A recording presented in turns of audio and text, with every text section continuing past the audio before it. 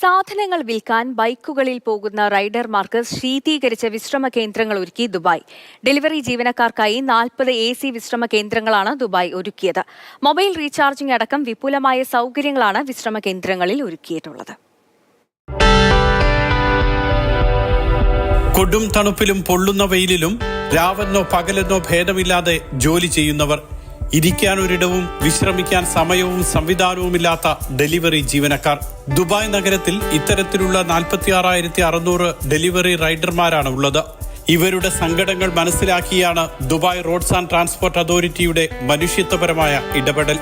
ക്ഷീണിതരാകുമ്പോൾ കയറിയിരിക്കാൻ ശീതീകരിച്ച വിശ്രമ കേന്ദ്രം, കുടിക്കാൻ വെള്ളവും മൊബൈൽ ഫോൺ റീചാർജ് ചെയ്യാൻ സൗകര്യവും, വാഹനം പാർക്ക് ചെയ്യാനും ഒരിടമുണ്ട്. ഇത്തരത്തിൽ 40 വിശ്രമ കേന്ദ്രങ്ങളുടെ നിർമ്മാണമാണ് ദുബായ് RTA പൂർത്തിയാക്കിയത്. കരാമ, സത്വ, അൽ നഹദ, ഉദുമേത്ത, അൽ ഖവനീജ്, റാഷ്ദിയ, ഗർഹൂദ് എന്നിവിടങ്ങളിലെല്ലാം വിശ്രമ കേന്ദ്രങ്ങൾ ഒരുക്കിയിട്ടുണ്ട്. Al Barsha, Barsha Heights, the Greens, World Trade Centre, Hessa Street, Jumeirah തുടങ്ങിയ സ്ഥലങ്ങളിലും വിശ്രമ കേന്ദ്രം സജ്ജം.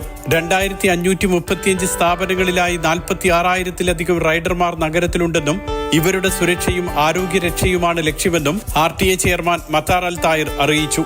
Mathrubhumi news, Dubai.